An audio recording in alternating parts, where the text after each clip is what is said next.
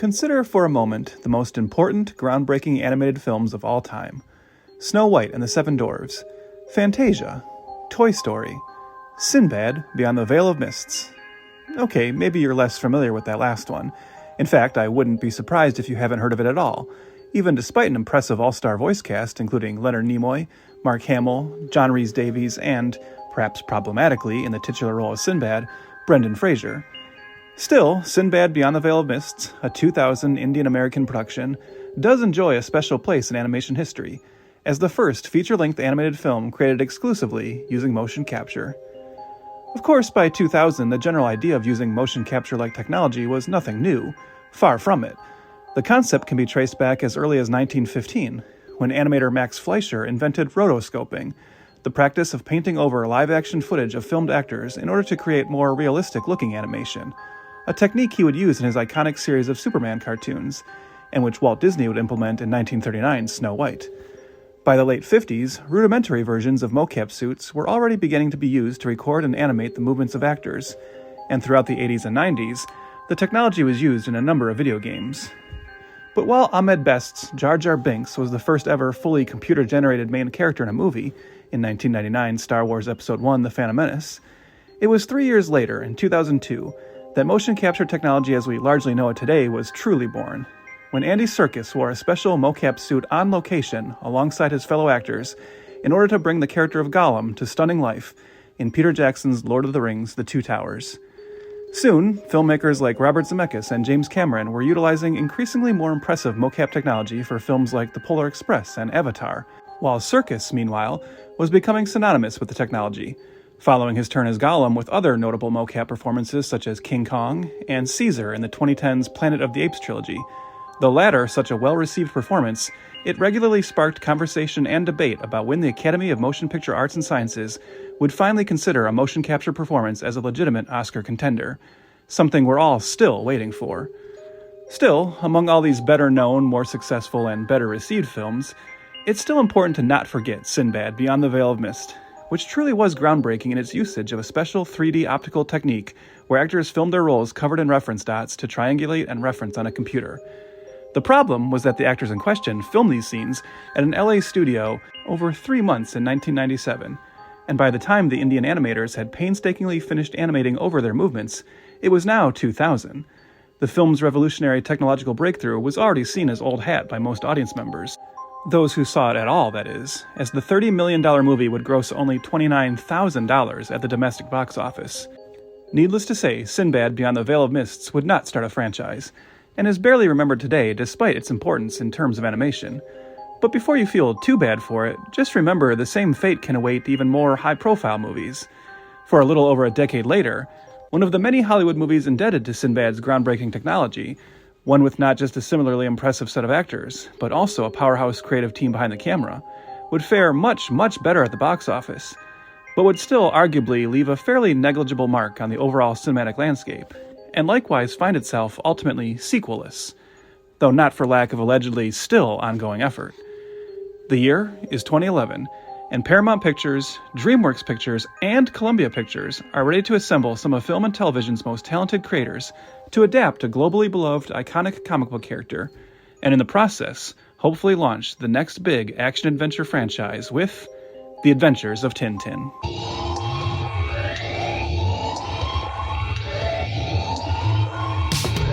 10, 9, 8, 7, 6, 5, 4, 3, 2, 1, 0.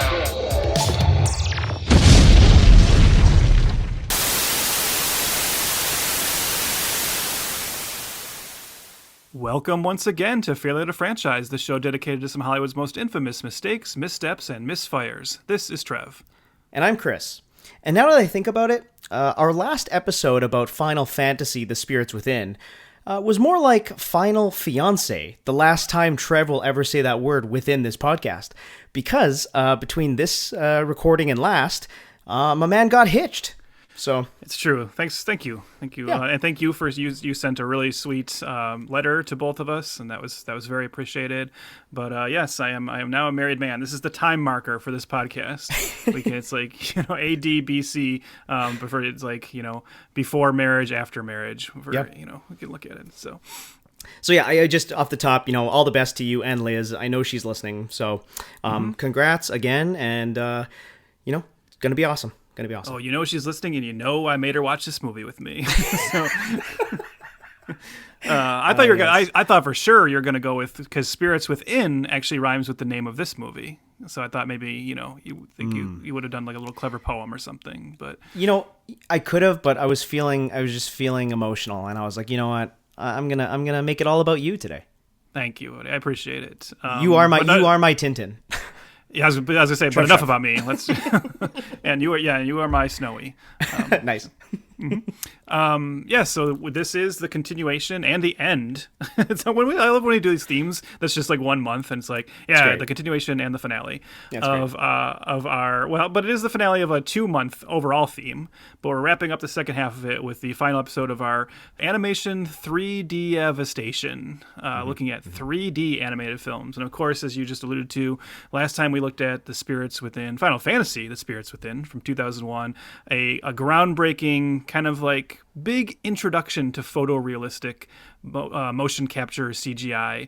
And this is kind of cool because now we get to see, like, in real time, well, not in real time, we didn't wait 11 years to record this episode, but we get to see like the evolution of that art form by looking at 2011's The Adventures of Tintin, or as it's also known, The Adventures of Tintin, The Secret of the Unicorn. And Chris, I'll let you do your spiel in a bit, but let me just say, as you head into the spiel, is this safe to say that we will probably never do another movie like on this show that has this much impressive talent, like behind the scenes? I was absolutely about to say the same thing. Right. This is this is just like the all-star team coming in for this one. So. For sure. Like we've talked about some big directors. Yes. And big writers and big producers. Yeah. And we will again, but... Oh, for sure. But you know what? We're talking about motherfucking Steven Spielberg today. And usually I say who directed it, and then I give you a long list of credits. You know what? You know his name, okay? Mm-hmm. You know what Steven Spielberg has done. The director of Always. And the Terminal. And 1941. Let's just bring out all the hits. And then produced by the legendary Peter Jackson, director of The Lovely Bones, as most people want to remember him by. But these two heavy hitters combined to make this film. But it doesn't end. It doesn't stop there, though. No, we got 3 more heavy hitters here. Written by Steven Moffat of Doctor Who fame, and Sherlock, creator of Sherlock as well, and Sherlock.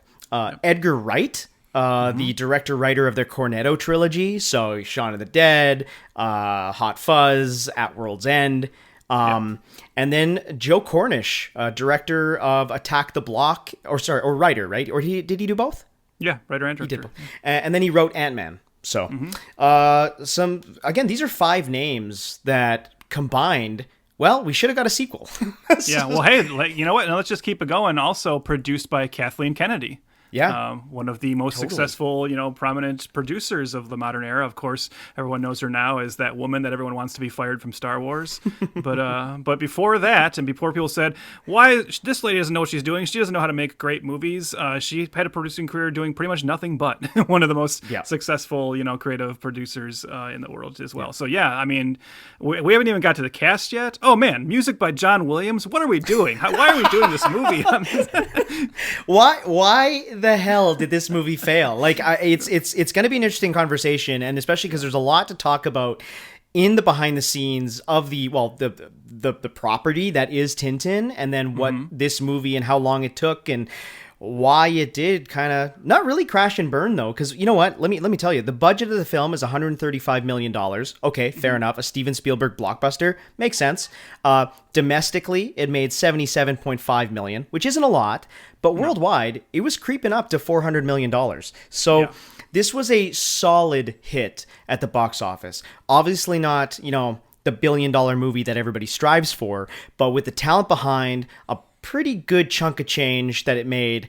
Kind of shocking Kind of shocking. Yeah. We never got the second one. And you even have to assume that Jesus, Janusz Kaminski as the cinematographer. I'm just kind of keeping it like going like, what are we doing here? You have to assume that they knew this was not going to be the biggest domestic hit too. Like we'll talk about that as well, right? This is always one that was playing more for the international market for reasons related to the IP, which we're about to talk about. So I think like when you hear like the domestic didn't hit that high, it probably fell to expectations for them. Totally. But yeah, like I mean, we've done other movies in the past that were actually hits and just didn't have sequels for some reason, and we've done movies in the past that were made by like really talented filmmakers. But this really is like it just checks all the boxes, and it really is kind of a head scratcher. And so we will have a discussion about that. Totally. So let's talk about the property that is The Adventures of Tintin. This is a 24 comic album creation of Belgian cartoonist George Remy, but his pen name is Hergé. So Hergé wrote and created the property. It first appeared in French newspapers in 1929. So, Trev, that's when you graduated high school, right? Yeah. You were on the newspaper team. You were the extra boy. Yeah, I was working on the newspaper that published Tintin. Yeah, exactly. So it started. You're there. welcome, Hergé. All those coffees you got him, crazy. This led to serialized strips. It led into a magazine. In the 50s, Hergé created Studios Hergé to produce canonical versions of the albums. And when you say albums, everyone's like, what are you talking about? That's just what they call, it would be graphic novels for us, right? Sure. Just like collected editions, yeah. Sure. So this was a huge success. It is spanned, like it's still popular today. I've mentioned on this podcast before that just recently I was in Japan. And guess what? Tintin is fucking huge in Japan. There is a Tintin store designated to the property. It's pretty wild. So Tintin has stood the test of time. And I mean, there was 2 animated TV adaptations, 1 radio adaptations. Actually, Trev, this one in 2011 was not the first feature-length Tintin film. They had a stop-motion film in 1947. They had 2 live-action films in 1961 and 64. Then they moved on to traditional animation in 1969 and 1972, and then led to the 2011 film we're here to talk about. And if we're saying all that, and you're like, "What are you talking about?" I've never heard of Tintin. Odds are you are one of our American listeners, or perhaps I was going to ask Chris, what's like the Tintin scene like up there in Canada? Because obviously there's a French element to it. I know you're a big ooh la la Frenchman up there in Canada, so. Tintin was actually Tintin pretty big popular here. Or no? Yeah? Yeah, it was pretty big here. Okay. Out of those 2 TV adaptations, there was one that ran from 91 to 92. It was a cartoon, and I used to watch the show reluctantly, if I'm being honest. It was a show that was... I guess we'll talk about it here too. Tintin himself is quite a neutral personality. He's very Boy Scout, right? He's like Indiana Jones without the edge, He's essentially, I mean, we can just say, and we'll get into more details, but like the basic idea is he's like a boy reporter who goes on adventures. Yeah. But he's kind of like the guy that does everything right all the time. So even as a kid, I wasn't super into Tintin. It may be, too, that it was maybe just too French for me. And I say that as a Western Canadian. There's a little bit of a battle we have between East and West up here. Just kind of like, well, not as bad as your North and South American way of doing things. Yeah. But it's very European. And as I have an Italian background. I am European at heart in a lot of ways. I'm very traditional in that sense, and I'm proud of it. But this one it's quite French, and there's something about it that never really vibed with me. So Tintin was popular for sure, but I know me and my friends used to have to sit through Tintin to get to something else. You know what I mean? Mm-hmm. Like there was no DVRing and fast forwarding. It was like, I gotta watch Tintin to get to fucking Beast Wars. So that's my history with it. I don't know about you. What's your history on this? Yeah, I mean, I don't want to pretend and act like nobody knows what Tintin is in America. That's clearly not the case, you know. And I certainly, by the time this movie came along, I already had an awareness of Tintin, to the point where when I heard, you know, Spielberg and Jackson are making a Tintin movie, I was like, oh yeah, Tintin, I know that's a thing, right? But I think it goes without saying, and I don't think many would disagree with me, that Tintin never had the same kind of pop cultural impact in America by any means. The cartoon you're talking about, the 90s one, I do remember when it would like air occasionally on HBO here, but I think it was definitely just more of a cult thing, and I would say that's true of Tintin in general. I think the only reason I know about Tintin is that I grew up a huge comic book fan. And when the American like translations of these Tintin graphic novels were released over here, where you were seeing them were in comic book stores, you know. So if you were like a diehard comic book fanatic, then you were also getting a sense of what are the popular European comics as well, you know. And so that's why I know about things like Asterix and Tintin, which are like so much bigger internationally, but never like hit like a mainstream level of success here in America. But I think I just always knew the general idea of it. I think I would like flip through the books sometimes at the bookstores when I was younger and be like, I don't know, that looks kind of like too kiddie for what I was interested in probably at the time. Yeah. I also think I was aware beyond that cartoon. I think somehow I also knew that like there were live action movies. You know what I think it really was is I think I'm always fascinated by those. I think we've talked about some of them before. Those franchises that are gigantic in like the rest of the world, but have somehow avoided your neck of the woods. I always think that's fascinating. You know, there's this British series of comedies. I don't know if you know about this, Chris, called the Carry On films. Are you aware of those? No. It's this long-running series of British comedy films, starting in 1958 and running to, up to like 1992, according to what I'm looking at right now. 31 movies, Chris. Like very, very successful. Jeez. And like it's like only popular in like the UK, you know, and that's just like always fascinating to me. And then I have watched a couple of them, like, you know, downloaded them and watched them and go like, yep. Doesn't do much for me. So it's like, you're right. Like it just speaks to, oh, that's a very British sense of humor. It doesn't like translate over here. And then when there's something like Tintin, where you're like, wow, what is it that just America doesn't get it, but the rest of the world does, you know? And like the last thing I'll say about that is, I think when I was growing up, my perception of Tintin was that it was just like, I always thought of it as like a European Hardy Boys. Does that make sense? I know like the Hardy Boys are more like just boy detectives. He's a boy reporter, but it always seemed like the same kind of vibe to me. This young character solving mysteries. But yeah, I never got into it, but I was always aware of it. So I really was, when this movie came out, I was going to allow this movie to be my introduction to the whole Tintin world, which of course was their kind of intention for that American audience. For sure. And the TV show, again, that 90s cartoon was pretty big in Canada, because it was co-produced by a Canadian production company. So up here, the CRTC really, I've talked about this before, but the CRTC, which is kind of like the government body of our media up here, really hammers it home if things are co-produced by Canada or if there's Canadians in it. Like, fuck, there was so many years where the only thing that was running on reruns was like Corner Gas. You know what I mean? Like, I'm just like, do you know what Corner Gas is? No, that means nothing to me, what you just said. So, yeah. I know Degrassi. Yeah, you big Drake fan over here.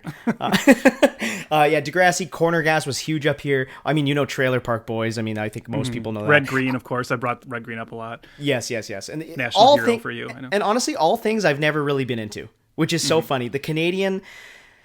I'm a proud Canadian, but the Canadian brand of multimedia is, well, it's okay at best. It's almost like those Canadian Heritage Minutes did not work on you. They didn't do their job. Those are the best produced things ever. You should actually look up one. I'll tell you right now. It's a little bit of a sidebar. My parents recently went on vacation to Halifax. And I don't know about if you know this in history, but one of the biggest, or if the biggest, other than like the nuclear bombs, one of the biggest bombs to ever go off was a ship in the harbor in Halifax, where it was I can't remember what governmental body was holding the ship. I'm screwing up the heritage moment as I say it, but definitely look it up.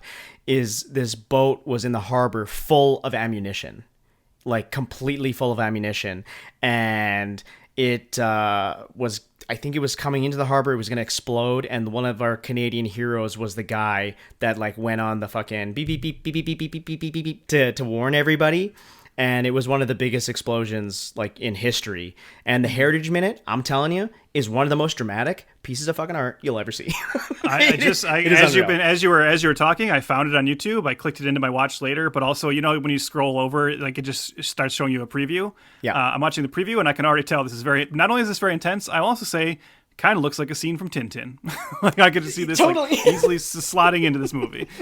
So enjoy that later. Don't enjoy the tragedy, but enjoy the right. Yeah. Oh my God! Look at that. Yeah, thank God she's a half a mile away. Huh? She's loaded, boys. You gotta get out of here. It's full of explosives. Children, come on. Oh no!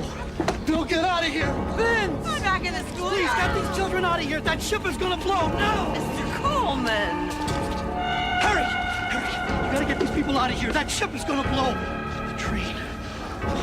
What? People, get out of here. It's gonna blow up. Ignition ship on fire. Stop train. Please, God, answer. Coleman, there's no time.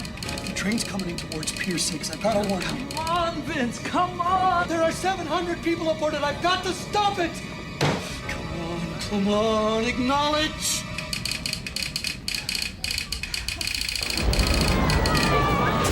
Halifax was devastated. 9,000 wounded, 2,000 dead, including Vince Coleman, dispatcher. Okay, Tintin, like Trev said, he's an investigative journalist. He's a reporter. We don't really see him do much reporting. I think he's more or less solving mysteries the whole time. Yeah. Again, and as you said too, he's also just kind of what's a nice way of saying it? Milquetoast, a blank character, essentially. Yes. Like, he is just I wouldn't even say audience surrogate. He's just more like the prop, the piece that is there to be moved around by all the machinations of, like, the big mystery and the other more colorful supporting characters. Totally. 100%. Yeah. Speaking of the colorful characters, his best friend is Sea Captain Haddock. He's kind of depicted as an alcoholic, but also just genuinely heroic.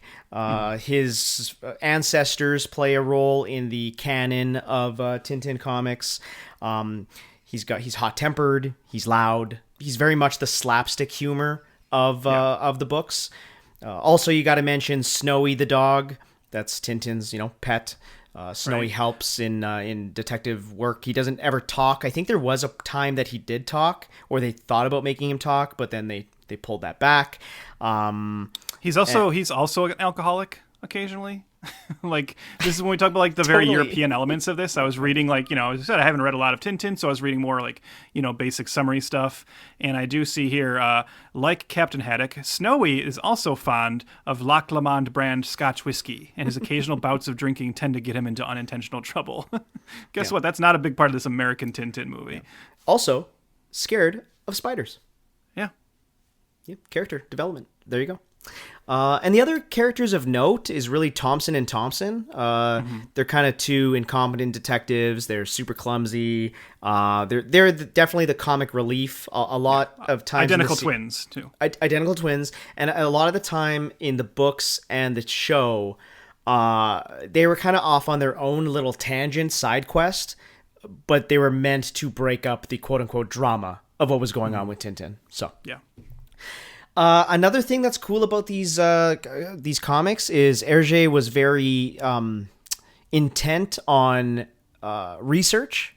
So in order to build a realized universe within the Tintin, universe, he mixes real and fictional lands. So, Tintin does travel to Egypt and Morocco and Iceland, but also these made up other countries that they can have a little bit more fun with and try not to be culturally insensitive, I would say. Like, I think that's their way around. That's the French way around it, naming something glubity gluck and then still putting people in turbans.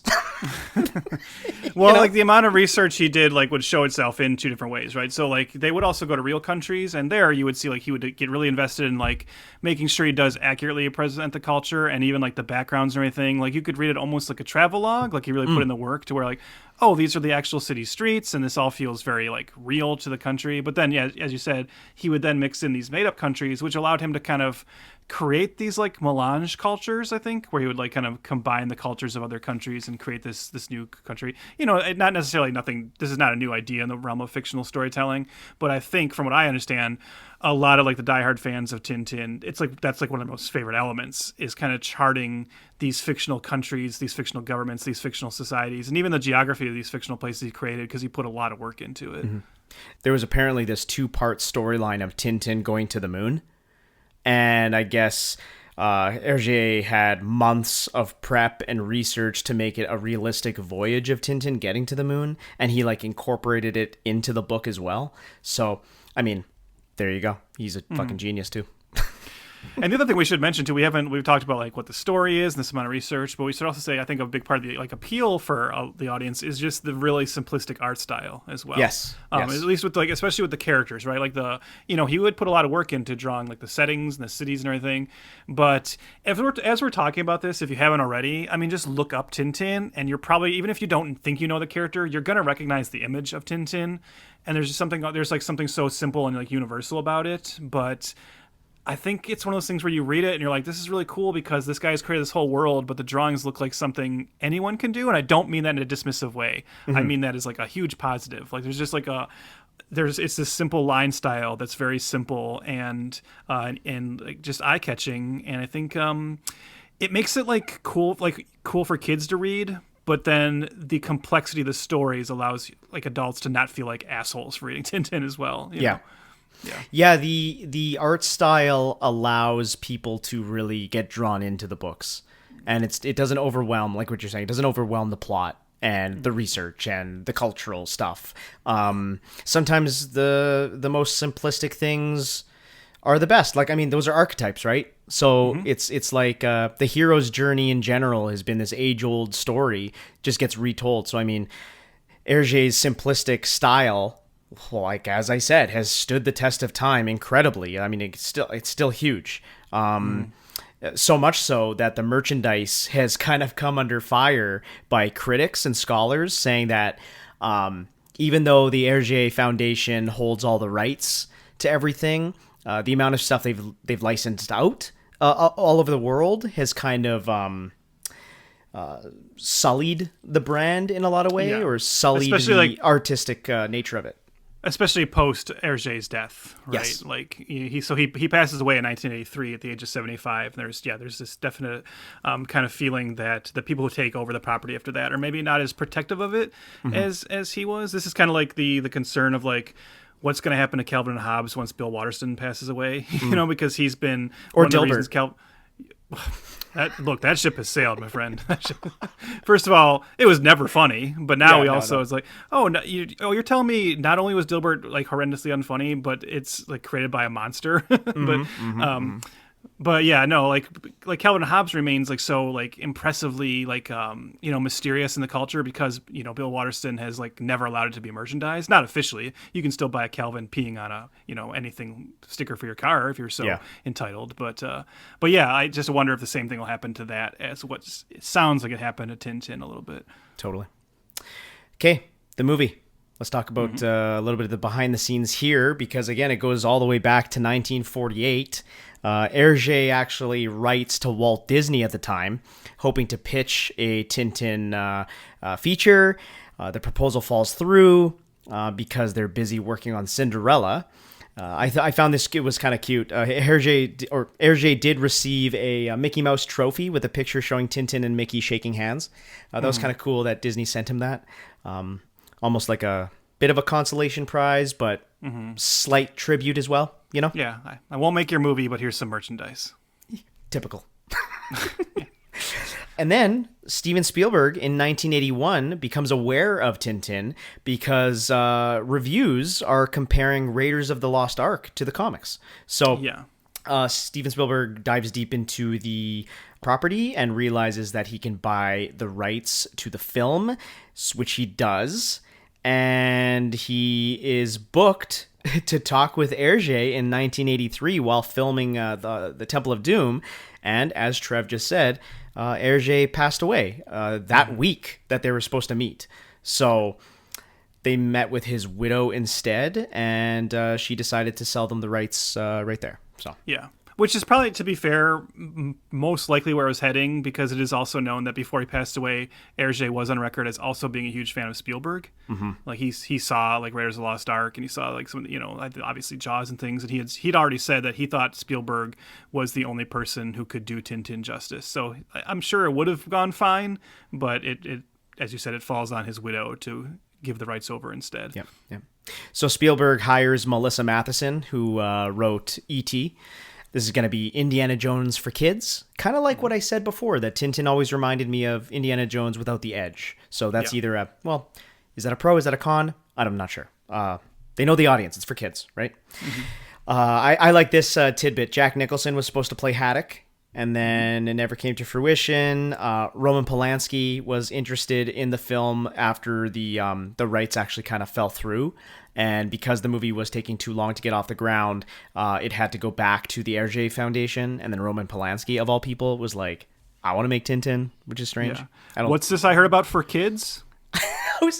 You beat me. You beat me to it. A lot of hot tubs on that set. Okay. Was that too much? Well, okay. That's also, could be a question applied to Roman Polanski. So Yeah. Okay. Flash forward to 2002. DreamWorks, who we talked about in Road to El Dorado, Spielberg's co-founded company. They reestablish the option to buy the film rights to Tintin, where Spielberg finally is like, you know what? I'm going to do this, but I'm going to do it live action. And then he reaches out to Peter Jackson because of Weta Digital and all the creations they've done with Lord of the Rings, and he wants them to create a digital Snowy. And that's when Peter Jackson says, hey, Stevie boy, you can't do this property justice with live action, let me tell you. Dream bigger, darling. Yeah, totally. And then says, hey, you know what? Motion capture is only getting better, And he says, let's do this. I'm going to put a 20-minute test reel together to show you and prove you a proof of concept. James Cameron shows up. Robert Zemeckis shows up. They're all kind of on set watching it get filmed and produced. And Andy Serkis is cast to be in the test reel. And Jackson actually stands in for Tintin. So I can only assume Andy Serkis was playing Snowy. Yeah. I would guess. Yeah. Official announcement, May 2007. Spielberg is preparing Kingdom of the Crystal Skull. Jackson's planning The Lovely Bones. Unfortunate. And which one? Both? Oh, okay. yeah, both, I guess. Yeah, you're right. Spielberg invites Edgar Wright to direct the script.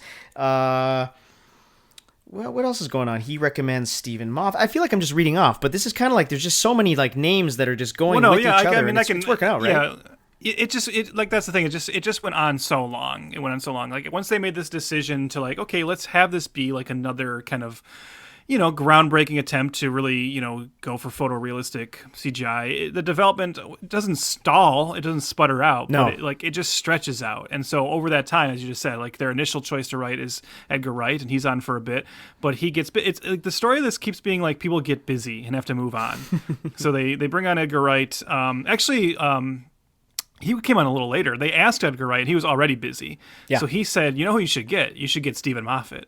And Steven Moffat was all like a young, maybe not young, but definitely an up-and-coming TV writer at that time. Had written some, very, very well-received episodes of Doctor Who. In fact, Chris, the one episode of Doctor Who I believe you've seen, the one I recommended to you, which is thought by many fans to be one of, if not the best episode ever, was the Steven Moffat episode. The Blink, right? Blink?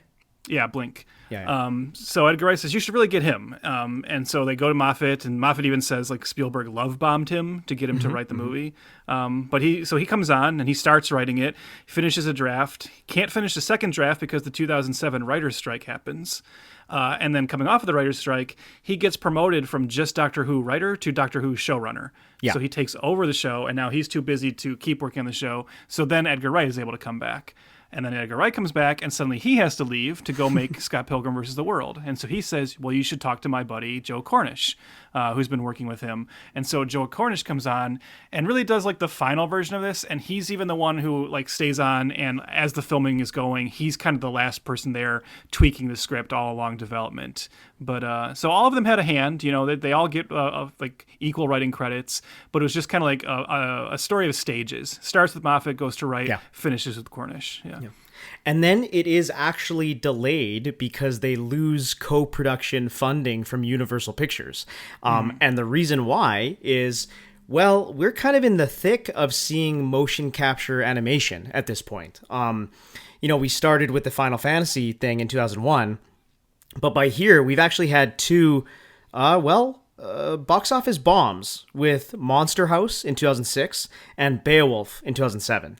So right now Universal gets a little scared and doesn't want to fund any more of this mocap stuff, and it wants to take a break from losing money. So Spielberg has to put together a 10-minute presentation of footage and goes around to shop it, and then Nickelodeon comes on board with Paramount to take up, I think it was a $30 million production fee. So yeah, it had to wait for that to happen, and then they go on shooting it. They shoot it for 32 days. It's a Steven Spielberg film, right? And by all accounts, he directed most of it.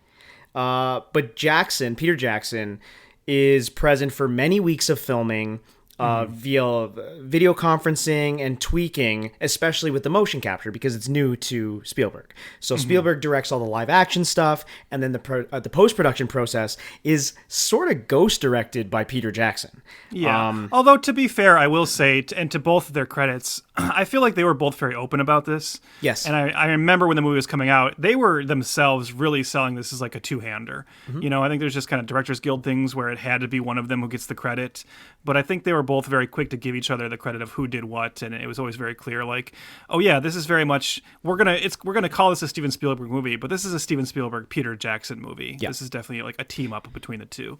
Were you at Comic-Con in 2011? Like I was when they showed footage? That was my first Comic-Con. I went there to hopefully see the Avengers cast. Marvel never came that year.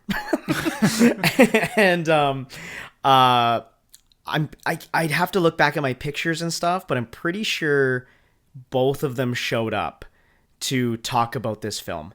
And I know they showed footage and stuff like that, because that was my first really inkling that, oh wow, this looks pretty impressive. Were you there in 2011? Was that the con where it was like Spielberg's first appearance at Comic-Con? I believe so, and they gave him an award. I was there for that, and they showed, because I remember.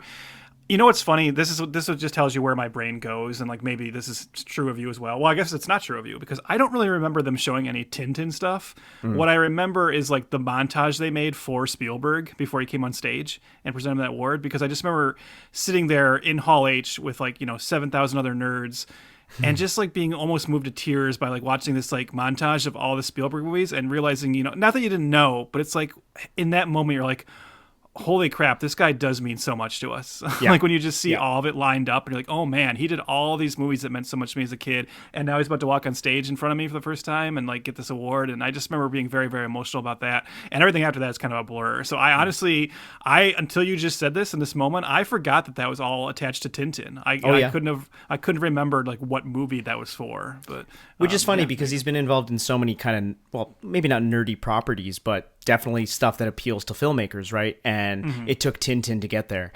I can only imagine you were crying watching Tom Hanks walk around that airport terminal and just bumbling around, and he just couldn't leave. So no, it's still, as you say that. Can we take a break? Goat. What? Goat. The medicine is for goat. Goat? Yes. Medicine is for goat. Yeah, goat. He said that? Yes. He say we not understand. I not understand. Goat. Wait, what are you saying? You misunderstood him. That the medicine is not for his dying father. No. The Krakozia, the name for a father, sound like goat. I make mistake. that movie's horrendous. I don't know that I've ever finished it. Does he get out of the airport? I don't think I ever made it to the end. I think he's still here to this day. I watched a lot of that movie, not all of it, because I worked at the theater at that time. So doing theater checks every 30 minutes or whatever it is, check the sound and the picture, whatever. I've seen a lot of The Terminal, and let me tell you, those theaters were empty. Where does that fall? Where does the terminal fall? Like, again, little sidebar here. Is that like the beginning of that period where I know for like a long time, and you and I were certainly talking about this, and I had other friends, there was definitely a feeling of like, have we just kind of like lost Spielberg, you know? And I know like there are hardcore film nerds that will say that never happened, but I think there's a clear demarcation point where his movies just aren't as interesting anymore, or they're just kind of like okay dad movies. As you know, I like love both West Side Story and The Fabelmans, so I'm happy to say he's back, baby, for me. But man, up until those two, it was rough for a while. And I was trying to think, was like the terminal like the beginning of that, or is it more like in the middle of that? Looking at his filmography, let's start at 2001 for ease of the timeline. So he made AI in 2001, so a movie that I have grown to love and respect. I've grown to respect, but I don't love it. Fair enough. Okay, fair enough. But I remember as a kid watching it, being dreadfully bored by it. But there's that. But then he makes Minority Report in 2002, which is like fucking top. Like that's a top 10 movie right there.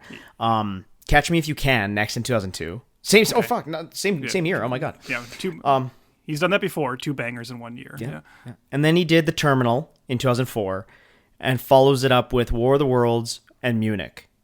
So The Terminal actually is like in the middle of like a great run. It's just it's an outlier. It's a stumble. Yeah. Okay.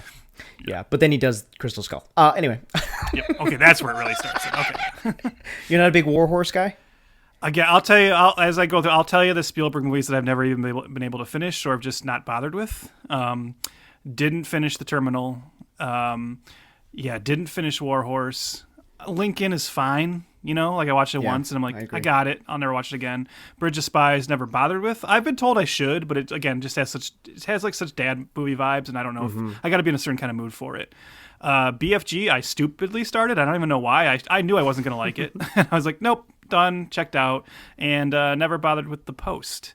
And then there's another one coming there. I'm not even going to mention it because we'll probably get to it someday, so I'll put a button on that right now. Sounds good. Sounds good. The Masterpiece from 2018, if anybody wants to go check. Okay. The last thing I really want to say about the behind the scenes of Tintin is from all of that information we gave you from the start of Spielberg's true involvement, right? Like not just buying the rights, losing the rights and coming back, but the film production took 7 years. So sort of like the Final Fantasy production and behind the scenes, that film took 4 years to make, and then 10 years later they made this film, and this one took 7 years, which is like wild. It's like almost double the production schedule to make this thing. I guess the only difference is there was like other kind of delays in this one, right? It's not all about the technology, because as like you said, like by the time they get to this, Jackson and Weta really have made some pretty huge breakthroughs with this, and in fact, the breakthroughs they made are what allowed them to like convince Spielberg this is the way to go. And it's like we've already got Gollum and these things, and so the technology is there. This is like a proof of concept for how much further along it's moving, but it's kind of just more like this had the standard like delays, right? Like a writer's strike, not being able to figure out which stories to adapt. Ultimately, they decided to like take 3 of the Tintin graphic novels and mash them together into one story. Just like the fact of like even the rights being passed around. This is a long in development project, but kind of in like the more normal Hollywood way. You might watch this movie and think, oh my God, I bet this took so long because of the animation. Surprisingly, that's not the case. It's more of these other issues. Yeah. You want to get into it? Yeah, let's.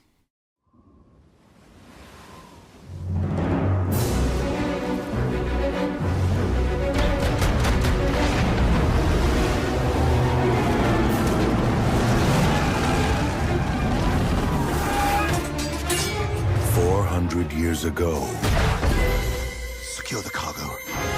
a power that could have changed the course of history was lost. Generations have searched for it. Snowy, look at this.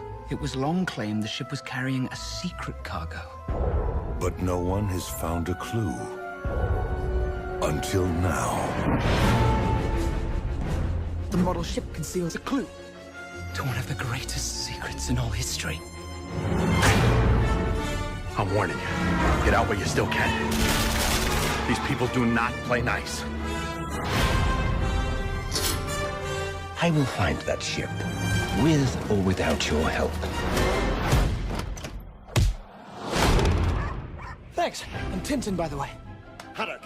Archibald Haddock. Someone's locked the door. The keys, Snowy. Not the sandwich. The keys.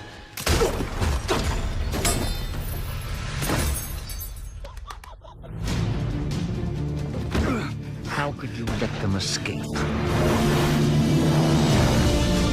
If Sakharine finds the ship before we do, it's over. This isn't just a ship. He wants vengeance. Tintin, look.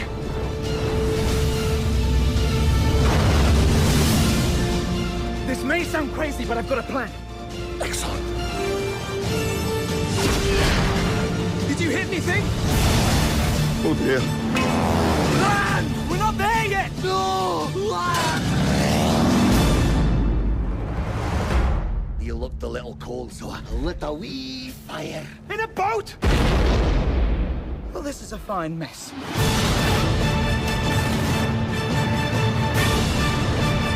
I will Tintin!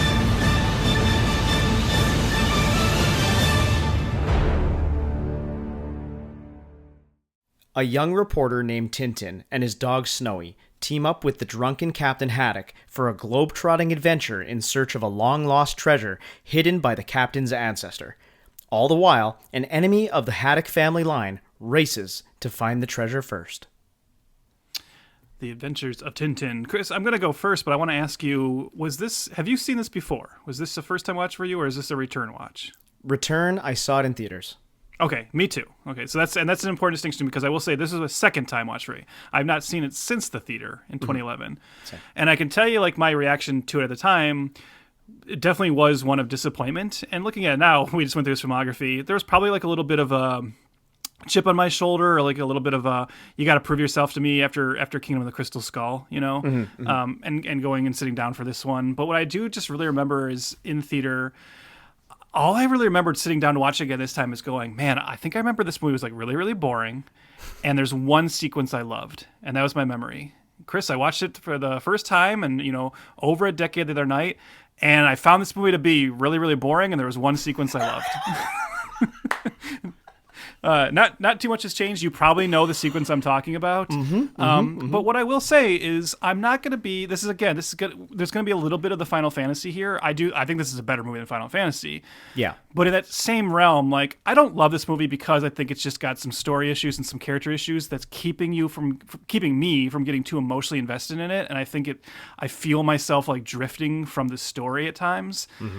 But we talked about how, you know, you can appreciate Final Fantasy as this like time capsule piece. Even though some of it looks dated today, you can appreciate it for like where it is, like in that the overall movement of CGI. This is a movie that's now over a decade old. And the other night I was still watching it going, you know what though? If you put aside the story and how bored you are, this movie does look really freaking amazing. And I was consistently really impressed with the animation. And even though there's just the one sequence I'm really going to gush over later, ooh, that sounded gross.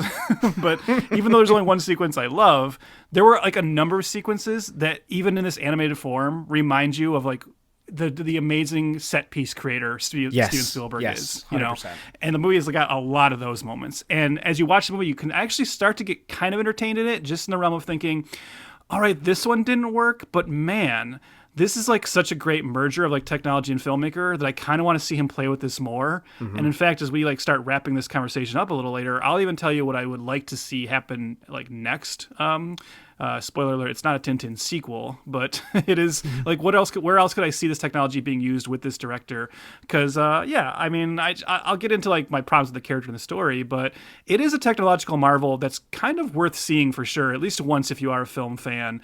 It's just I just wish the story was better, you know, because it's a beautiful movie to look at, but there's not much there like on a plot level, or maybe there's too much there. I don't know. We'll figure this out. But it's funny because we're going to be identical in this conversation, because I think the CGI leap from 2001 to 2011 is just astounding. Like it is. This movie is, you know, Trev. Spielberg, he's a good filmmaker. I don't know if you know this. I've noticed, yeah. Yeah. I think what we're both going to talk about with exuberance is Spielberg knows what to do with the camera, okay? And this is something that me and my friends have talked about for many, many years, is that Spielberg's action scenes are quintessentially Spielberg. They're almost like amusement park rides. And that's why I think so many of his films translate so well to amusement park rides, right? I think everything is so carefully crafted that the geography of every set piece is perfect. You're never confused. You know exactly where the danger lies. It flows perfectly from one upping the stakes to the next. And there's a bunch of examples which we'll get to, but I felt like the action scenes in here really encapsulate what makes Spielberg so good at what he does and why he's such an all-time genius in filmmaking and one of the best of all time. And like, will go on, you know, when he's long gone, we'll be looking at Spielberg movies, right? There's just no one like him. And it reminded me of Scorsese getting his first crack at 3D technology with Hugo. And you realize, oh, right, he's a master filmmaker and he gets it immediately. And I think with Spielberg, he gets this mocap world immediately. He knows that even if it's... sorry, I just wanted to get this one thing. He just knows that even if it's filmed in a volume, he knows not to get super wild with the camera. He still treats it as a live action film. So as a viewer, you're engaged in the action. You're engaged in the adventure. It's not like you don't feel like you're watching a super CGI, fantastical fucking CGI double show. You know what I mean? He treats it as live action, and I think that's where he excels. Well, more than other things, but he's just the fucking best. Having said that, boring as fuck. Yep. This movie is like so overplotted. And it just tells you what's going on. And even while characters tell you, the camera's cool. A lot of the editing reminds me of Speed Racer, you know, like flowing in and out of scenes and stuff. But boy, did I just fucking completely drone out and just watch the cool visuals and let that happen to me. But I don't give a damn about the plot. Yeah.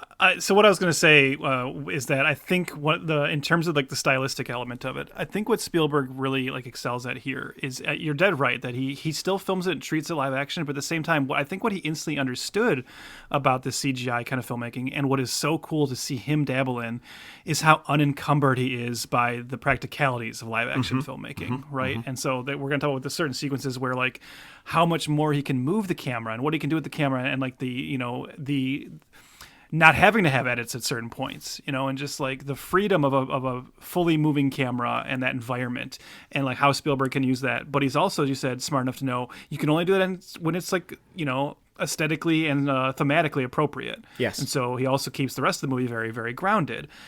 All this amazing work he put into think about where to put the camera, creating these sequences.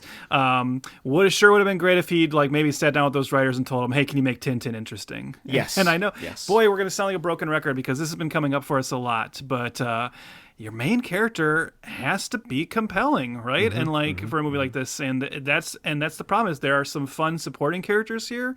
I Captain Haddock, played by Andy Serkis. I mean, first of all, Andy Serkis, our mocap master, playing the secondary role in this, and I think having a lot of fun. I think Simon Pegg and Nick Frost are kind of fun in their comedic little role as Thompson and Thompson. We'll talk about Daniel Craig as the villain. I think doing a nice like mustache twirly villain. So it's like I don't even have a problem with any of those characters. But boy, and this is no offense to Jamie Bell, who of course we know for his great work as the Thing in Fan Four Stick. Speaking of mocap, but he's just not given much on the page with Tintin. No. And like you just watch the entire movie, and I don't know. You and I haven't read the albums or graphic novels, so I don't know how much this is the case for those. But you tell me at the beginning he's a reporter. I'm like, okay, but because as you said, you never see him like following the story and like the adventure he gets involved in here. There's never any indication he's interested in it because he wants to write a story about it. It's just more like he finds the secret and decides to keep investigating it, but I never understand like what his motivations are. Like, why is he doing this? Does he just want to? Does he want the story to be famous? Does he want the story for financial reasons? Does he even care about it as a story? If he doesn't care about it as a story, why is he risking his life so often? Why does he pull a gun at one moment in his house like early on? I just don't know enough about Tintin, and there's not enough like exposition or character like beats and action to fully inform him anymore. So he's unfortunately a cipher at the center of this whole world, and all the great like filmmaking that you can offer. It's sure there's fun stuff to look at, but it just kind of lays there dead if the character is not pulling you along, and that's the real problem here. And again, I can't speak for the comic strips and stuff. I can speak for the TV show a little bit, and like I said before, listeners, Tintin never really appealed to me. I thought he was kind of a square peg. He's a little too goody two shoes for me, and in this movie, Tintin is a little too goody two shoes, and there's really nothing to grasp onto here with him. And I think also, as much as the animation is fantastic, and I really loved all the exaggerated facial features and body types of certain characters to match, the original animation, Tintin is almost designed a little too realistic compared to everybody else that's exaggerated. So he's kind of like this normie in a world of mutants. Yeah, and that's doubly weird, because the other thing that kept throwing me off about that is that we just talked earlier about how even I, as like in the one country or one of the countries where Tintin's not the biggest, I know that iconic image of Tintin. Like the drawing of Tintin is just so known around the world, and there is such a simplicity to it that it's almost too distracting to suddenly like reinvent Tintin as like, here's what Tintin would look like as a real human being. And I just find myself going like, and it's also the thing, we talked about this with Final Fantasy too, where now we just said like how there's some sequences in this where you go like, oh, that's awesome to see Spielberg play with this kind of technology. But I also have that, butting up against that is the question of, if you're making Tintin just look like a real human being, then like, why is this not just a live action movie? Yeah. Like what are we doing here? It starts to feel masturbatory when you're like, look, we can create CGI characters that look human. Well, cool. There are also human actors. And in fact, they're doing the performances for you. So what's the point if you're not going to make them all look cartoonish? So yeah, I agree with you. Like, because everyone else looks more cartoony, Tintin should have as well. I don't like how human and normal he looks in this. I know it's a weird complaint, but it's jarring. I'm not going to make this comparison to this extent. I'm reminded of the original Sonic design. Yeah. Where it's like, oh, they tried to make him like look like a real talking hedgehog. and then the fans yelled, and then they made him look perfect, right? Mm-hmm. And it's in this movie, Haddock looks perfect. Yeah. And the Thompson, perfect. All the side characters, perfect. And then you see Tintin, and because they've tried to make him more realistic, the uncanny valley comes into play. Yep. It does not come into play for any other character, which is a shame, because Tintin is your protagonist. He's my guy that I'm supposed to be rooting for. And every time I look at him, I'm reminded that I'm looking at a CGI creature that is not quite all there, And I never felt that watching Haddock.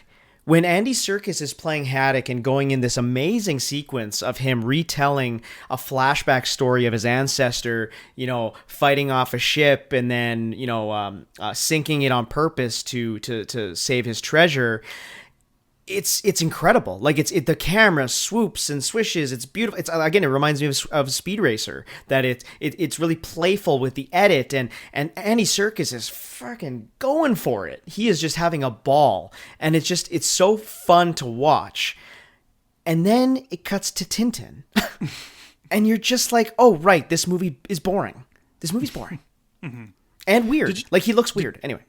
Did you also find that the super realistic CG Tintin just kind of looks distractingly now like Tom Holland? Well, that's funny. I never thought about it during it, but I can absolutely see that now that you said it. Who would definitely play Tintin if they made a Tintin movie today? Well, they did. They made an Uncharted movie, and he was in that one. Yeah. I will say, we're probably going to, well, maybe, I don't know. We might not talk about Uncharted. It's supposed to have a franchise. We'll see if that ever happens. But I can say confidently, this is a better Uncharted movie than Uncharted. Okay. I'll say that. I believe you. Yeah. Yeah. Yeah, I know. What a hill to die on, right? Okay, let's talk about that sequence. Okay, the sequence that everybody remembers. Yes, and I think this is when the movie crescendos. Not only is it the climax of the film, but there is a chase scene that goes from on a bike and down fucking this hillside, and the town's crumbling with it, and then the bird is being chased by the dog, and it's total chaos. Yet everything works. I'm never confused. Like I said before, you're never. I love Michael Bay.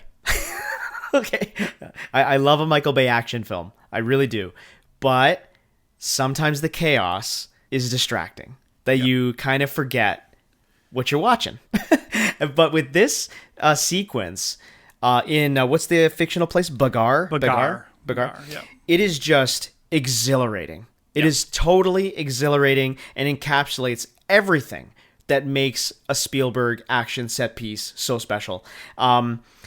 It's just so exciting, and man, it's just, that is the only scene I really remember from watching it in theaters. Yeah, and in particular, like you just said the sequence is great, but the real majesty of the sequence. So we should say, just to set up a little bit, like this story overall is too complicated for us to bother like going through this beat by beat. Just know that the general story of this movie is that Tintin discovers like in this like toy, like, well, not toy, this like model ship, this piece of paper that leads him on this like larger grand adventure where ages ago this 17th century captain of a ship called the Unicorn, Sir Francis Haddock, was kind of waylaid by a pirate, and that pirate like forced him to dump his treasure at sea, and also this like curse was laid on the Haddock family. So now in present day, in terms of this movie, Tintin is teaming with Haddock's ancestor or descendant, I should say, Captain Haddock, to try and uncover this treasure. At the same time, the descendant of the pirate is trying to come to kill Haddock and claim the treasures himself. Okay,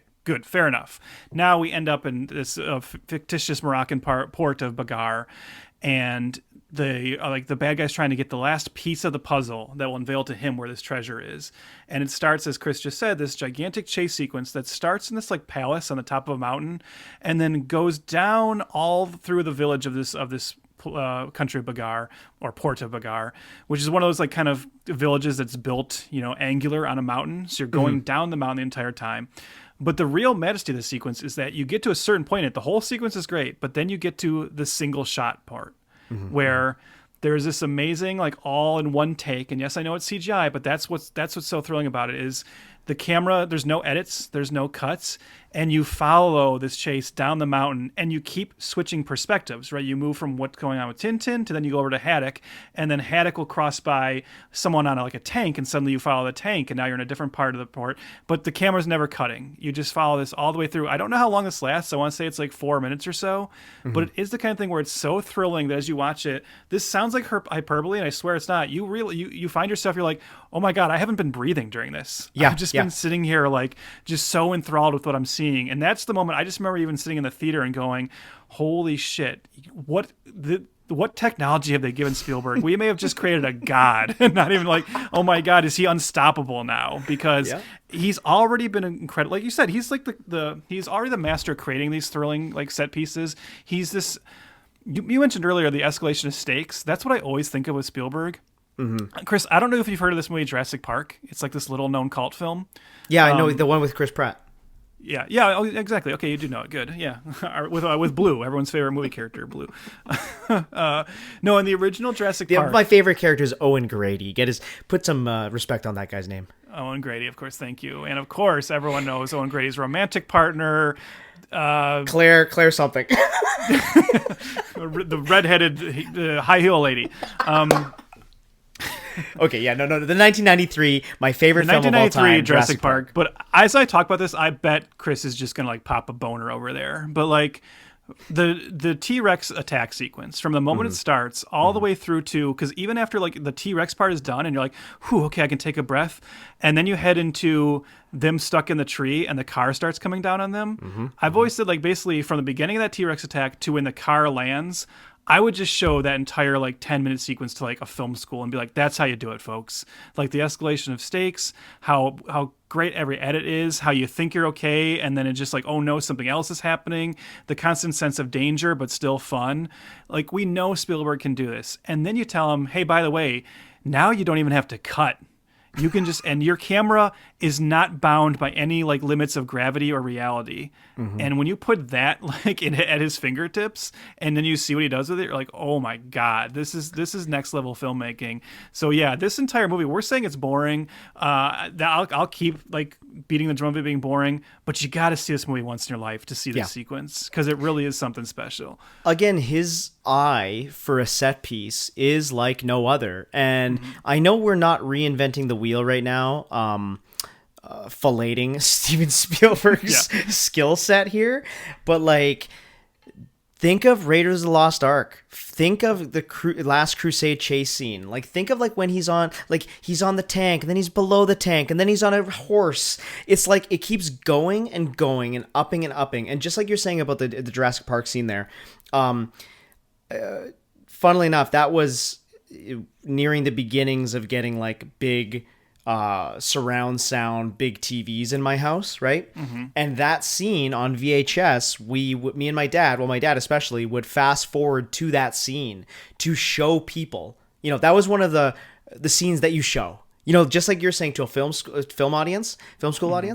I got in the habit in my youth where I would race home to get there before my mom was home, so I could like play movie scenes, not the movie because I wouldn't have time.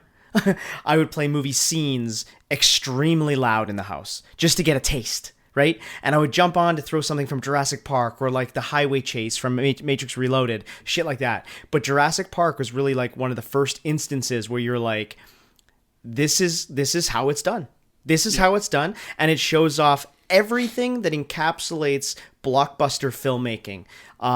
Now I'm just giving you my thesis on why that movie is the best fucking movie of all time. But going back to Tintin, it's an amusement park ride. And I keep saying that. I keep going back to that. His sequences feel like you're on a ride, and you're just, like you said, you forget to breathe. I'm sure you've been on the Indiana Jones ride, right? The Indiana Jones ride? I don't believe so. You've never been on the Indiana Jones ride in Disneyland? I've seen the Indiana Jones stunt spectacular at MGM. You've never been on the Raiders ride? That might have come after my last trip. It's been a long time since I've been to Disney World. So okay, fair enough. But dude, we went to Disneyland Japan as well in Tokyo. We definitely went on that ride again. It was somewhat different sometimes, but the Indiana Jones ride at Disneyland it is my favorite ride of all time. If anything, you know what, you haven't been on, but check out a YouTube video. Check on one of those like cam ones. Put it on your watch later, like the Heritage Minute that you're gonna watch. But it feels like you're in the movie. Like it's just the translation is perfect. So again, kind of getting excited and going on a diatribe of why Spielberg is so good, but guys, watch the movie just to get to this sequence and never watch the movie again. That's okay. Yeah. Or just look up like Tintin chase scene. It's on YouTube too. But play it on your TV.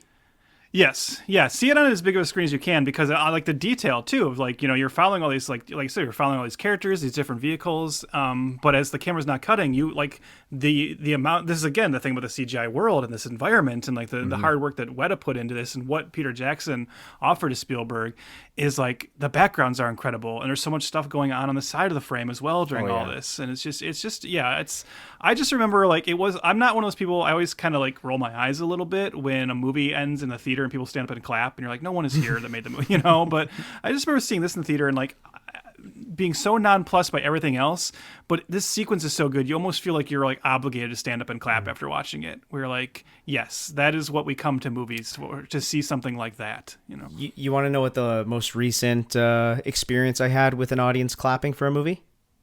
Tell me. Megalopolis. Well, I'm dead serious. I actually fully support that. So, yes. Hopefully after the John Voight boner scene, I hope you stood up for and sure. clapped. Oh, there was definitely a lot of clapping at that point. Yeah, for sure. Me included. It's funny because this sequence, you didn't even say how it starts. And again, how Spielberg is a master of setups and payoffs too. Mm-hmm. Like they go to this like Sultan guy, I guess, who's at this palace, and they hire an opera singer.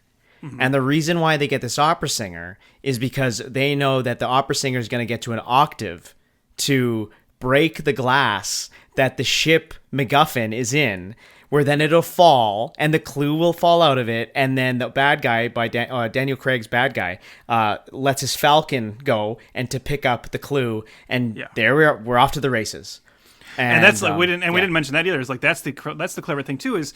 Okay, and this is, again, and this, I'm sure some of this is the writers, but this is the majesty of Spielberg, again, of knowing what makes his chase scenes fun or his sequences is like giving the audience something to follow and be invested in. Mm-hmm. And that whole sequence we just talked about where it's the one shot going down the mountain, what you're following is that piece of paper that came out of the ship, right? And like everyone's trying to get that piece of paper. So you see it, the Falcon has it, but then Snowy manages to grab it from the Falcon. But oh no, now Snowy dropped it and now the bad guys have it. So now Tintin has to get it back. And you're actually following just this small slip of paper, but you're watching all these characters like fight over it down like a mountainside village in different vehicles at high speeds with different obstacles getting in their way. It's just it's incredible. There's no other way to put it. And again, it's 3 pieces of paper at that point. Yeah. And then sometimes they have 2, sometimes they have 1, sometimes the Falcon has all 3. It's just it's total chaos, but you're in it. And Spielberg is an emotional manipulator. And your film emotion is just at an all-time high during it. So it was really the saving grace for me because, like I said, I remembered this movie being boring, and obviously there was that part of me that sat down this time hoping, like, maybe I was just in a bad mood back then. I know this movie has its fans. Maybe I'll like it more. And I certainly wasn't rooting against this on the second viewing. Mm-hmm. But if nothing else, I sat down thinking to myself, at least I'm going to get to see that sequence again because I haven't watched it again since 2011. It's because the rest of the movie was such a drag. So I never revisited it, but I always remember loving that. And I'm like, well, I'm going to get to see that again. And sure enough, it delivered. And did you also have that thing where, because I was watching with Liz, as I said, and Liz, I think, was, as one would be, pretty bored by the movie, And I think I mentioned at some point during the movie, like, I've seen this before, which I hadn't told her. And she's like, oh yeah? And like, yeah, I've seen it before. And you could tell I was kind of checked out as well. But when that sequence started, I was like, okay, this is the part I remember being really good. And then I had that thought of like, oh man, what if this isn't as good as I remember it being, or like, what if this part's dated or something, and then you watch it and you're like, nope, that still rules. That could be in a movie today. And it would be like, I would say like, if this movie came out today, I'd be like, this movie sucks, but that was the best sequence of 2024. So absolutely. It's just timeless. Yeah. Want to switch gears and say something that I don't like? Yeah, you got a free couple hours? Okay. Yeah. The one I'll just mention that I really don't like is if you're gonna make an adventure film where it's heavily reliant on the payoff of either finding the treasure or the MacGuffin that you're looking for, this movie is painfully sequel baity, and it really kind of actually pissed me off. Because I had completely forgotten about the end, and it comes to a grinding halt where they end up at a place they were earlier in the movie, which is fine. That's great. That's clever.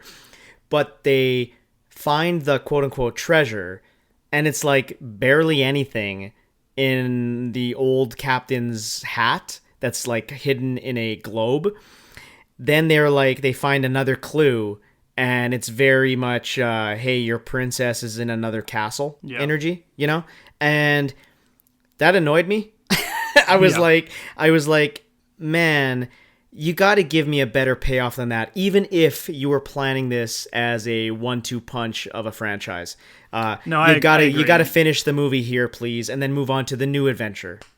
I don't know how serialized the graphic novels were, but knowing that this is based on like 3 of them mashed together, and then they spend some time after this trying to figure out which ones to adapt more, yeah, I agree that it almost seems like there's no reason to do that, to have it end on that sort of cliffhanger, and not just let this be a complete adventure and then say, okay, now they will have another complete adventure next time, because I don't get the sense that the next movie would have picked up there, right? That's what really annoys me is when it just feels incomplete for the sake of being like, yeah, we like ending on a cliffhanger because it feels like an old serial. I get it. I get that Spielberg loves that kind of stuff, but if the next movie didn't start with them like finding that treasure, or like maybe they would have done the thing where like the first 5 minutes are wrapping that up or whatever, and then moving into the next story. But then like, why bother, man? Just give me a full story here. Let them find the whole thing at the end and have our heroes ride off into the sunset. Again, all 3 serialized Indiana Jones films, the original ones, finish.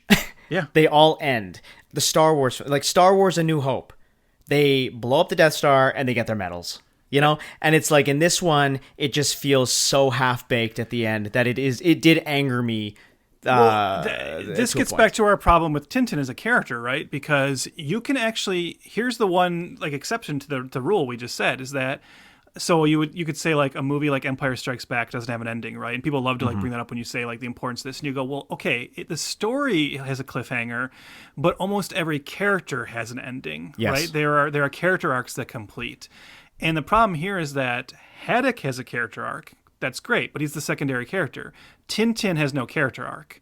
So that's the problem. It's the reason you leave this movie feeling, I think, empty inside is because the story hasn't all the way wrapped up and your main character hasn't really changed as a character. Yeah. I would accept a cliffhanger, even a cliffhanger that would never be paid off, if I felt like the character had gone through something that changed them, because that's what storytelling is, you know? I'm fine with unfinished, you know, you and I talk still to this day about how much we love the end of the show Angel, which ends on this like crazy cliffhanger, but all of our characters have been through something and something so significant, and they've all changed, and it's just fun to think about what comes next. I know what comes next for Tintin. He's the same motherfucker he is the next day that he was during this whole movie, because he has nothing else going on in his life. Absolutely. Speaking of what's next to come, this movie has been talked about for 13 years now, fairly regularly. You know, they talked about producing it in 2014. Jackson was definitely directing the sequel. That was for sure in the beginning of this. Then it kind of started to fall through, and in 2016, Jackson starts saying, I think I'm just going to produce it. I'm not even going to direct it. And Spielberg was never going to come back to direct the second one anyways. And he is like, hey guys, Tintin is not dead. I promise you, Peter Jackson's going to direct this. Almost like he's keeping the sale alive. You know what I mean? Mm-hmm.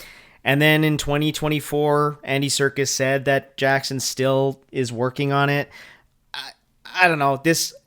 This ain't happening. Like, I just have no faith that those two will come back to make a true sequel. Yeah, even Jamie Bell has like joked about how he's like, I would still do it today, but he's like, good thing. He's like, thank God the technology allows me to be like in my 40s and still play Tintin, you know, which is, I guess he's right, but it just like the reason.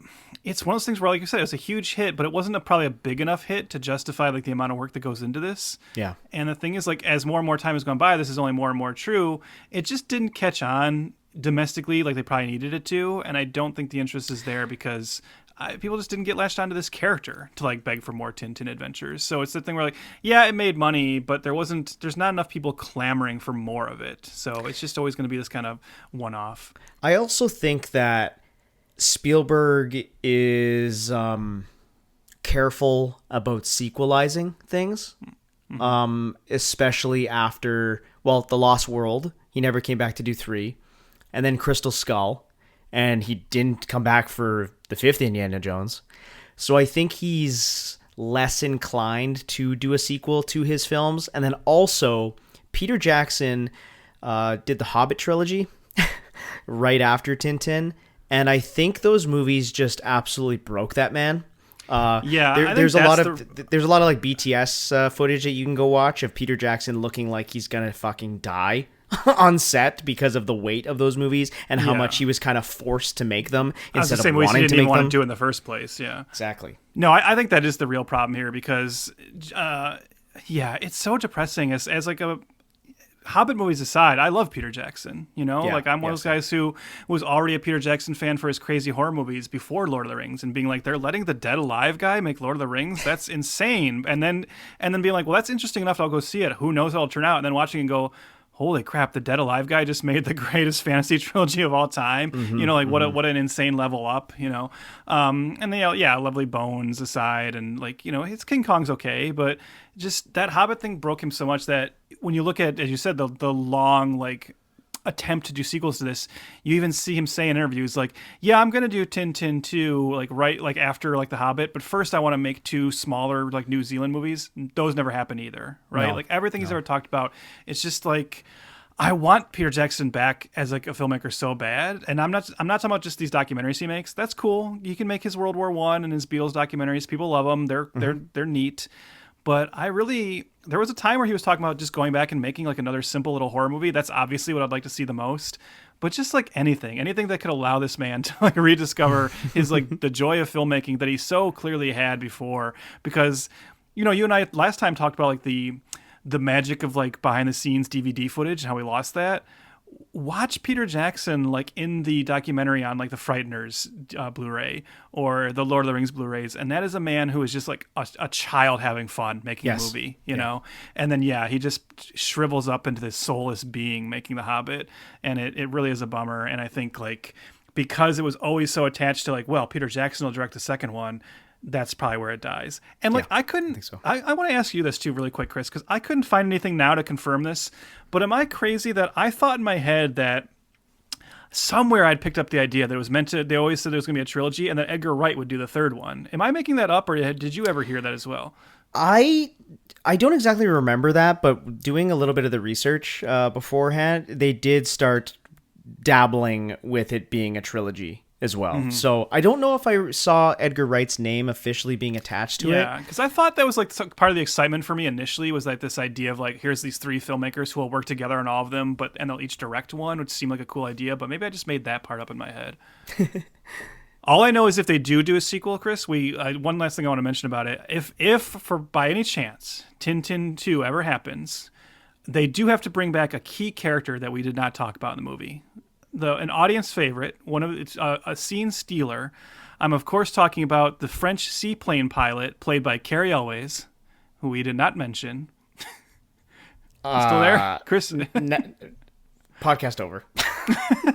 We got to tell the story. Apparently, Cary Elwes bumped into Spielberg in the cereal aisle of a grocery store. Oh my god. And he found out Spielberg was making a Tintin movie, and Cary Elwes was like, I'm a huge Tintin fan. I will play anything in that. Of course he's a huge Tintin fan. Of course. He's such a bullshitter. And Spielberg was like, well, you'll play anything? Well, I don't really have anything left except for this seaplane captain. And he's like, I'll do it. Yeah. And so Cary Elwes has a very, very small role in this. Yeah. And extremely not memorable at all. So that makes sense. If they had bumped that seaplane pilot up to like a couple more scenes, maybe this movie would have made $700 million. You never know. I wish he just... Hallie... from the plane, Anyway, so the obviously sequels didn't get made, but Trev, did this deserve the sequel? Did it deserve Peter Jackson, his vision coming to fruition? I mean, no. I mean, I don't watch this and want any more sequels because the character. I don't know that you can fix the character, because I think all these people involved, as much as I love all of them, right? I love Spielberg, I love Peter Jackson, and we mentioned like all 3 of those writers. I'm a Edgar Wright fan, I'm a Steven Moffat fan, and I like Joe Cornish. I think they all love Tintin too much to make the changes to the character you'd need to make the movies work better. Mm-hmm. I think they're too indebted to actually keeping the spirit of the character alive to its detriment for a cinematic version. So I don't think this deserves a sequel. But I will say, I'll let you answer that first, and then I'll say my other piece. What do you think? Does this deserve a sequel? No. I mean, obviously we've seen some truly spectacular action set pieces in other films that came after this, but I think honestly it would be very hard to one up what they did in that one sequence in this movie. That I feel like that actually, if I was developing the sequel, I would probably start there, being like, we need to be better than Spielberg, and by doing that I think you're kind of setting yourself up for disaster. So I guess. And again, I saw the action scenes in The Hobbit. So, I mean... I know. It's like, right. I was about to say, well, if you're putting yourself in the position of saying we got to beat Spielberg, post Lord of the Rings, Peter Jackson is actually kind of a good place to start with that. Mm-hmm. But then you're saying, yeah, but unfortunately we're talking about post Hobbit Peter Jackson. So yeah, and again, we don't like making fun of creatives. But Peter Jackson, there's something there's something that's been lost in that guy, and it's a little depressing. And not to end this on a depressing note, but Spielberg got his wings back, I think, in the last few years, and Peter Jackson doesn't seem to be trying to get them back. I know. You know what I mean? We're pulling for you, Peter. We want it to happen, but you got to put in the work too, buddy. Yeah. Like I'm not a Beatles guy. I couldn't care less. The World War I documentary was pretty cool. I thought that was an interesting technological feat and an advancement. But yeah, nothing's doing it for me with him lately. I mean, I remember there was a period where during Moffat's run as showrunner on Doctor Who, they did this whole thing where Peter Jackson announced that he was going to write and direct an episode. And everyone was so excited. They did this like a little video announcement where it was at Peter Jackson's house. He was there with Fran Walsh, I think, maybe, and Philippa Boyens, maybe all three of them. But and then Peter Capaldi walks in as the Doctor, and they had this they filmed this whole little scene together. And then guess what? That episode never happened. He never did it. Yeah. So it's just, it seems to be the story of him. But what I was going to say, and this kind of comes back to something you said earlier, and like this idea of Tintin being Indiana Jones for kids and Spielberg falling in love with it while, making Indiana Jones, and how that strong connection and how the sequence in this feels so like Indiana Jones-ish. As I watched that chase sequence, and as I watched a lot of the movie, because there was other sequences, we said we were going to mention some others. Another moment that's great in this, and to me was like so Spielberg, is after the plane crash. Most filmmakers would just have the plane crash. Yep. And Spielberg adds in that additional little bit where Tintin is like sliding down the plane going towards the propeller, and Haddock has to try and pull him back. It's so great. That's another awesome part. And the propeller cutting off the little curly cue of Tintin's hair and everything. And it's funny when that happens, you see him sliding, and in your head you're like, that propeller's going to cut his hair. And then it does. And you're like, oh, there it is. Yeah, you're like, oh, congrats, they did it. But yeah, watching all that, and especially the chase sequence, I had this thought where I said, because I know you and I had debated before about how should Indiana Jones should ever be recast, and I'm in the I think this is still a divisive argument among film fans where I go yeah, sure, why not? Any character could be recast, right. And you fall more in the camp of no, that character is too much Harrison Ford, right? Mm-hmm. Well, I just watched this and I go, you know what? Shit, maybe this is the future of the Indiana Jones franchise, because the action sequences are so cool in this and so clear, and they feel in that Indiana Jones world, that I'm like, honestly, I would watch 10 fully CGI Indiana Jones movies, with this animation style, because then you get to have the Steven Spielberg-esque action sequences, and you get to kind of recreate Indiana Jones that looks like young Harrison Ford without it being that I know they did that in the last movie and it looked fine, but there was other issues with the voice and everything. Mm-hmm. If you put it in a fully CGI movie, it doesn't need to look perfect, right? We'll just accept it more, and you'll be able to do this kind of high adventure. So yeah, I honestly watched this and said, I don't want any more Tintin movies, but I do think they should start making CGI Indiana Jones movies in this style, and I would be fully on board. Yeah, that's actually a great point. I didn't even really think of Indiana Jones moving into the animation medium, but I think this is perfect. Think about this movie. This movie came out in 2011. Now tack on, 14 to 15 years now, you know what I mean? If the movie was in production now, just think about how spectacular it would look. Hire the guy who's I think it's Nolan North is the voice actor who's doing the voice. No, I don't think it's Nolan North. It is Troy Baker. Sorry, Troy Baker, who is The Last of Us and everything else. Mm-hmm. But Nolan North plays a character from Uncharted. No, he plays Uncharted. Oh. Well, not Uncharted. That's not his name. It's Drake. It's Nathan Drake. He plays Tom Uncharted. His first name is actually Uncharted, and he's a North Korean character. Yeah, I mean, you could hire him, but I think what I'm pretty sure of is because Harrison Ford often talks about how much that character means to him, I'm pretty sure he would sign over his likeness rights well past his death to say, keep animating Indiana Jones to look like me. You know? Yeah.